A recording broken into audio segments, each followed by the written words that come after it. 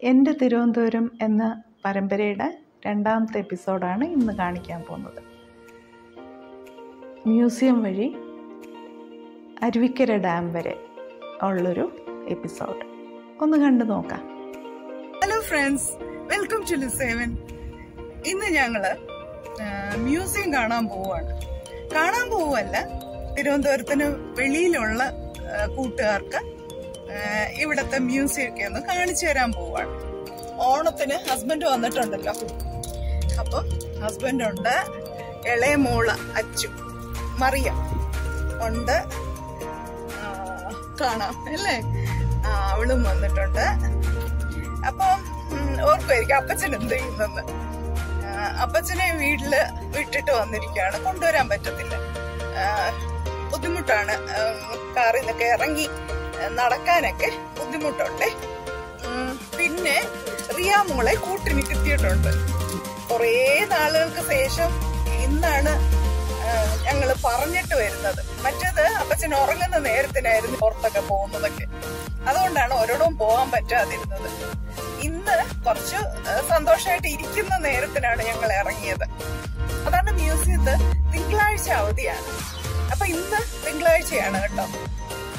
പക്ഷേ ഇപ്പം കുറച്ച് ഓണത്തിന്റെയൊക്കെ ലീവ് ഉള്ളത് കൊണ്ട് ചിലപ്പം ഇന്ന് തുറന്നിരിക്കും എന്നുള്ള പ്രതീക്ഷയിലാണ് ഞങ്ങൾ പോകുന്നത് കേട്ടോ.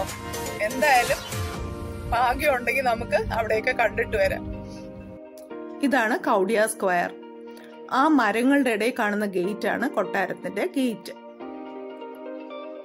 ഇതാണ് രാജവീതി, കൗഡിയാർ രാജവീതി. ഒരുപാട് വർഷം പഴക്കമുള്ള മരങ്ങളാണ് രണ്ട് സൈഡിലും. ഇത് രാജ്ഭവന്റെ കോമ്പൗണ്ട് വാൾ. ഉള്ളിലാണ് രാജ്ഭവൻ. ഇത് വെള്ളയമ്പലത്തുള്ള ബിഷപ്പ് ഹൗസ്.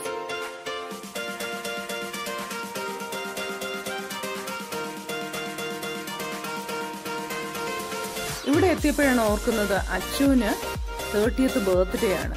അപ്പം അവൾക്ക് ആദ്യം ഡ്രസ്സ് എടുത്തിട്ട് തിരിച്ച് വരാമെന്ന് വിചാരിക്കുന്നു. ഞങ്ങൾ പാളയത്തുള്ള സാബല്യം കോംപ്ലക്സിൽ ഒരു ചുടി വേൾഡ് എന്ന് പറഞ്ഞൊരു ചെറിയ ഷോപ്പുണ്ട്. അവിടുത്തെ പ്രത്യേകത എന്ന് പറഞ്ഞാൽ പ്രൈസും കുറവാണ്, നല്ല ക്വാളിറ്റി സാധനം കിട്ടും. അതന്വേഷിച്ച് ഞങ്ങൾ പോവുകയാണ് കേട്ടോ. കുറച്ചു നാളായി അവിടെ പോയിട്ട് ഒന്ന് പോയി നോക്കിയിട്ട് വരാം. ഇവിടെ ഒരുപാട് വഴിയോര കച്ചവടക്കാരുണ്ട്, ബാഗ്, ചെരുപ്പൊക്കെയുള്ള. പിന്നെ കല്യാൺ സിൽസ് ഉണ്ട്. കാർ അവിടെ ഇട്ടിട്ട് ഞങ്ങള് ഷോപ്പിലേക്ക് പോവുകയാണ്.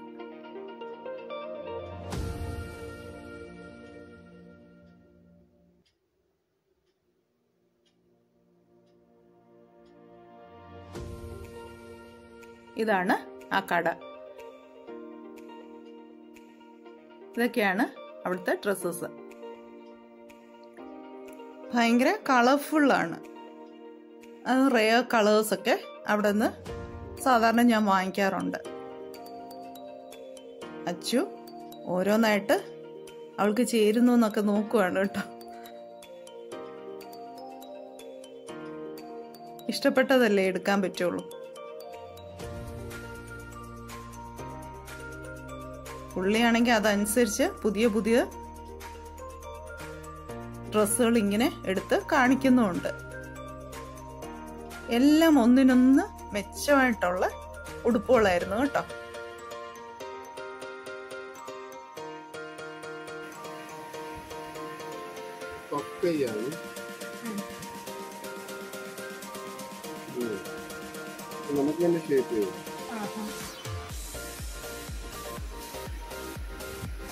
എത്ര ഇതൊക്കെ? ഇതിപ്പോ ഡിസ്കൗണ്ട് പോയിട്ട് 850. ശരിക്കും അതിന്റെ പ്രൈസ് എത്ര? 1090. 1090. ഇത് വന്നിട്ട് ഒരു 950. ഡിസ്കൗണ്ട് അതായത് 1290 ആണ്. ഇത് കുറവാണ്. ഡിസ്കൗണ്ട് 750. അതെത്ര? ഈ ഷോപ്പിന്റെ കാർഡാണേ. ആവശ്യമുള്ളവര് ഫോൺ നമ്പർ ഒന്ന് ശ്രദ്ധിക്കണേ.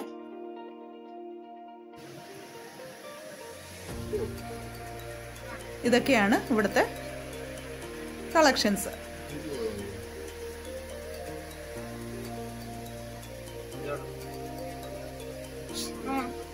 എല്ലാം ഒന്നിനൊന്ന് മെച്ചമായിട്ടുള്ള ഡ്രസ്സസ് ആണ്. അവൾക്ക് ആകെ കൺഫ്യൂഷൻ ഏത് വേണം എന്നുള്ളത്. പുതിയ ഒരെണ്ണം ഇട്ടു. അതിൻ്റെ ഫോട്ടോ കാണിക്കാമെന്ന് പറഞ്ഞ് കാണിക്കുവാണേ. ഇതാണ് ആ ടോപ്പ്, ഓവർകോട്ടുള്ളൊരു ടോപ്പ്. 2 എണ്ണം അവൾ എടുത്തതും ഓവർകോട്ടുള്ളതാണ്.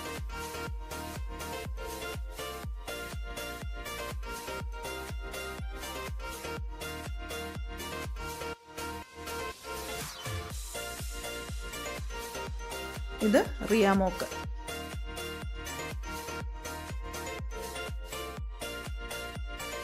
ഫ്രില്ലുള്ള ടോപ്പാണ്. ഇതാണ് പുള്ളിയുടെ കയ്യിലിരിക്കുന്ന കളക്ഷൻസ്. അതിന് മാസ്ക് ഉണ്ടെന്നാണ് പറയുന്നത്.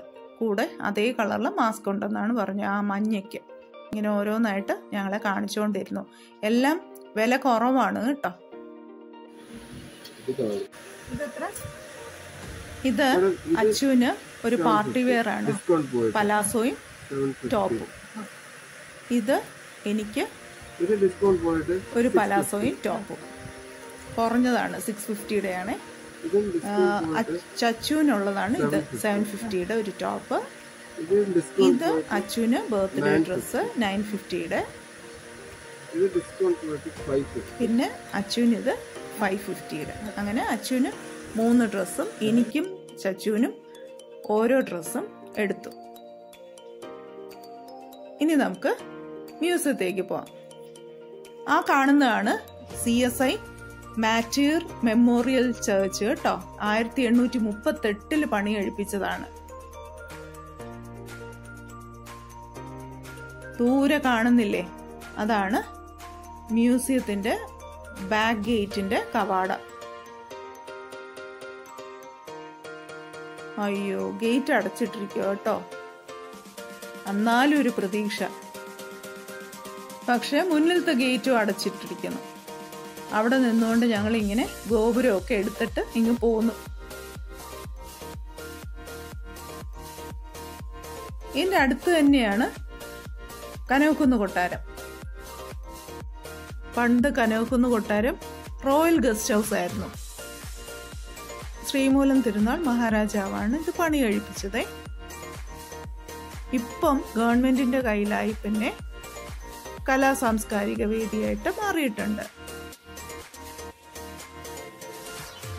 വലിയൊരു ഫ്ലാഗ്. ഇപ്പൊ കോവിഡ് ആയതുകൊണ്ട് ഒരു പരിപാടിയും ഇതിൻ്റെ അകത്ത് നടക്കുന്നില്ല.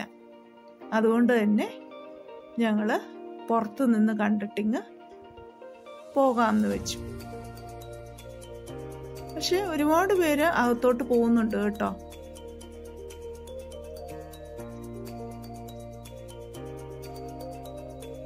ഇതാണ് കനകക്കുന്ന് കൊട്ടാരം.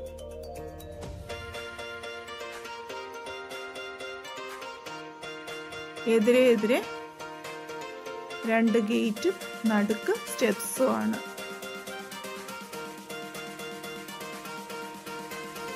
ഇത്രയും വന്നിട്ട് എങ്ങനെയാ തിരിച്ചു പോവുക? അതുകൊണ്ട് ഞങ്ങള് അരുവിക്കര ഡാം കൂടെ കണ്ടിട്ട് പോവാമെന്ന് വിചാരിച്ചു. അരുവിക്കര ഡാം എന്ന് പറയുമ്പം തിരുവനന്തപുരം റെയിൽവേ സ്റ്റേഷനിൽ നിന്ന് 15 കിലോമീറ്റർ ആണ്. തിരുവനന്തപുരം ജില്ലയിലെ തന്നെ നെടുമങ്ങാട് താലൂക്കിലെ ഒരു ഗ്രാമപഞ്ചായത്താണ് ഈ അരുവിക്കര എന്ന് പറയുന്ന സ്ഥലം.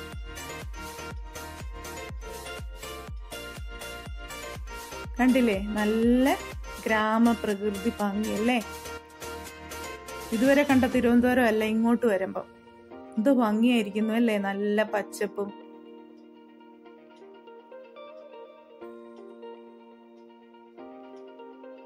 ആഗ്രഹമുള്ളവര് ഇതുപോലെ വന്ന് കാണുക കേട്ടോ. നല്ല സ്ഥലം, നല്ല തണുപ്പും നല്ല ശാന്തമായിട്ടുള്ളൊരു പ്രകൃതി ഭംഗിയുള്ളൊരു സ്ഥലം.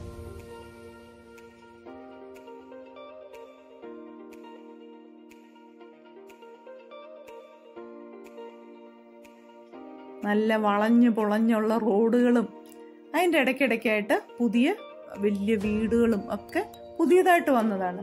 ഇല്ലെങ്കിൽ തനി ഗ്രാമം പ്രകൃതി തന്നെയാണ്.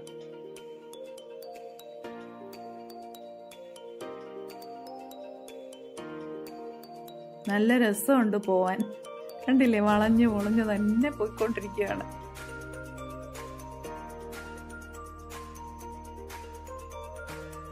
തിരുവിതാംകൂർ മഹാരാജാവ് ഇവിടെ രാജകൊട്ടാരം പണിയാൻ ഇരുന്നെന്നും പക്ഷേ ദേവീഹിതത്തിന് എതിരാണെന്ന് മനസ്സിലായിട്ട് വേണ്ടാന്ന് വെച്ചതാണെന്നും പറയപ്പെടുന്നുണ്ട്. അത്രയും നല്ല സ്ഥലം കേട്ടോ, ആർക്കും ഇഷ്ടത്തോന്നുന്ന ഒരു സ്ഥലം.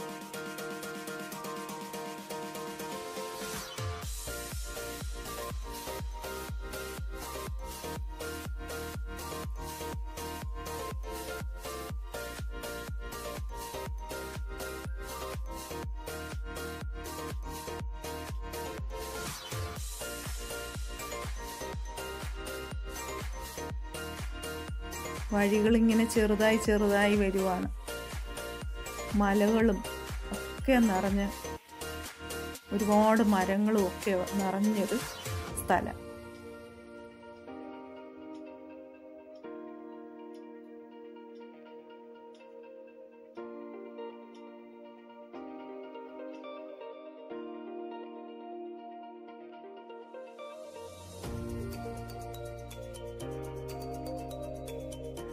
കോവിഡ് കാലം ആയതുകൊണ്ടായിരിക്കാം വഴിയിലൊന്നും അങ്ങനെ തിരക്കൊന്നും ഇല്ലായിരുന്നു. ഇനി അവിടെ ചെല്ലുമ്പം എങ്ങനെയാണെന്ന് അറിയില്ല.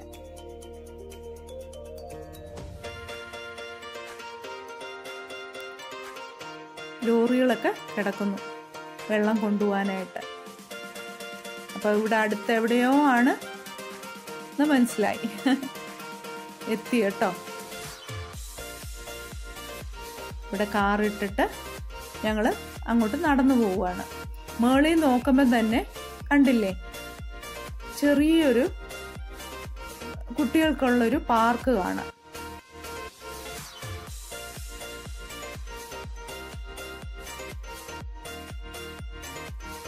ഇങ്ങനെ വെള്ളം കണ്ട് അന്തം വിട്ട് ഞങ്ങളിങ്ങനെ നിൽക്കുവാണ്. ബ്രിഡ്ജിൽ കൂടെ വണ്ടികളൊക്കെ പോകുന്നുണ്ട്. കരമനയാറിന് കുറുകെ നിർമ്മിച്ചിരിക്കുന്നതാണ് ഈ ആർച്ച് ഡാം. 1934 പണി പൂർത്തിയാക്കിയത്. ഞങ്ങളുടെ ഇവിടോട്ടൊക്കെ ട്രിവാൻഡ്രം സിറ്റിയിലോട്ടൊക്കെ വെള്ളം പമ്പ് ചെയ്യുന്നത് ഇവിടെ നിന്നാണ്.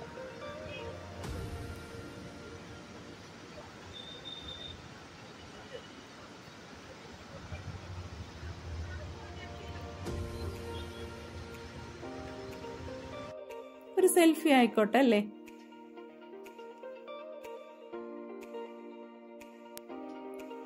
കണ്ടില്ലേ, നല്ലതുപോലെ വെള്ളമുണ്ട്. മഴയുള്ള സമയമാണ് വരാൻ നല്ലത് കേട്ടോ. പുറത്തുള്ളവര് പ്രത്യേകം ശ്രദ്ധിക്കുക.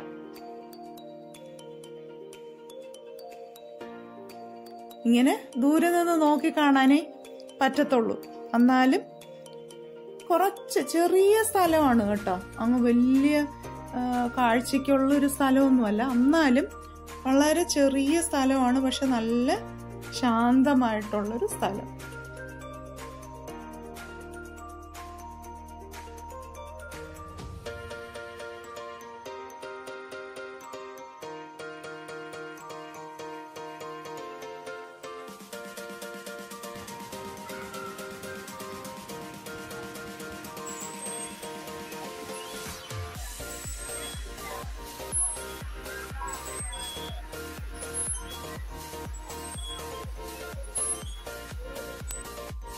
എല്ലാവരും മാസ്ക് കെട്ടി തന്നെയാണ് നിൽക്കുന്നത്. അതൊരു ശിവന്റെ പ്രതിമയാണ്.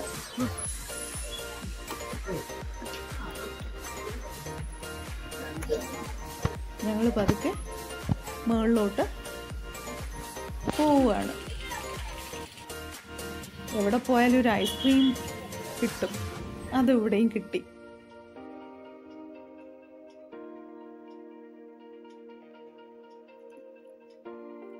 ഇനി മടക്കം. അന്ന് പാലാ വീഡിയോയിൽ കാണിച്ചില്ലേ, അവിടെ ഒരു പള്ളിയിലെ സിസ്റ്റർ തന്ന ഒരു മാതാവ് ഞങ്ങളുടെ കൂടെ തന്നെ ഉണ്ട്.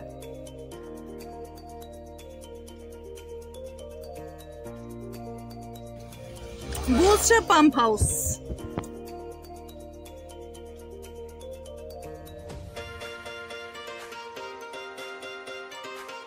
ചെറിയൊരു യാത്രയായിരുന്നെങ്കിലും വളരെ സന്തോഷം തോന്നിയൊരു യാത്രയായിരുന്നു കേട്ടോ.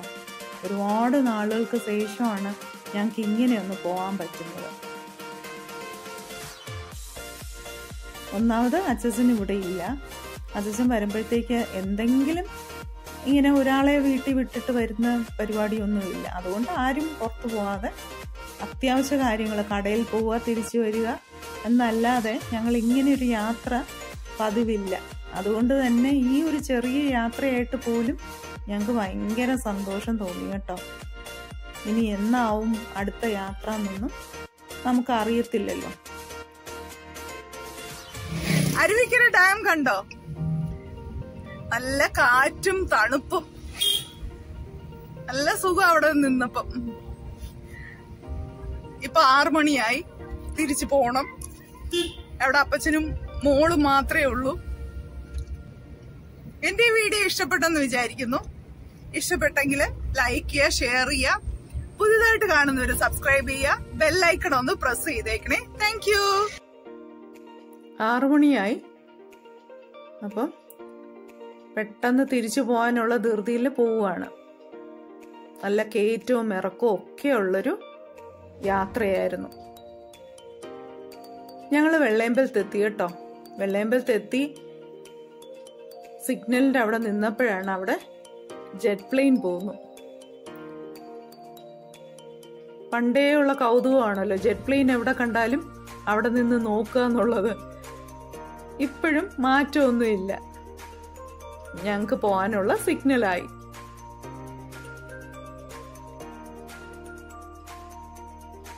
തിരിച്ച് ബിഷപ്പ് ഹൗസിന്റെ അവിടെ എത്തി.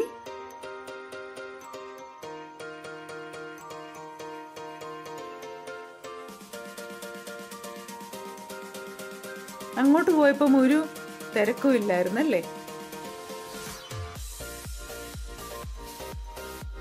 രാജ്ഭവന്റെ ഗേറ്റ് എത്തി. ഇതാണ് കോമ്പൗണ്ട് വാള്.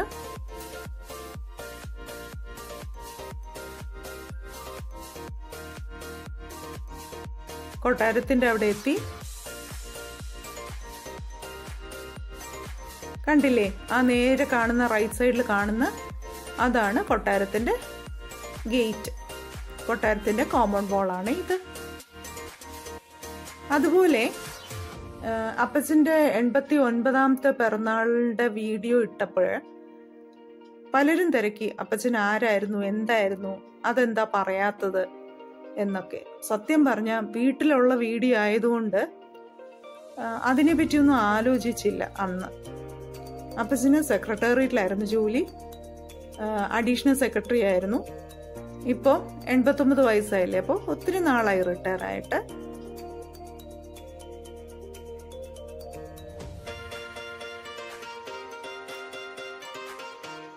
അങ്ങനെ ഞങ്ങളിങ്ങനെ വീടെത്താറായി. ഇവിടെ വന്നപ്പോഴത്തേക്ക് ഇരുട്ടി തുടങ്ങി.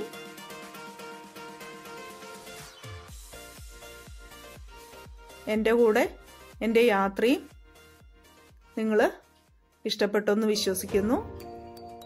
ഇഷ്ടപ്പെട്ടെങ്കിൽ ലൈക്ക് ചെയ്യുക, ഷെയർ ചെയ്യുക, പുതിയതായിട്ട് കാണുന്നവർ സബ്സ്ക്രൈബ് ചെയ്യുക, ബെല്ലൈക്കൺ ഒന്ന് പ്രസ് ചെയ്തേക്കണേ.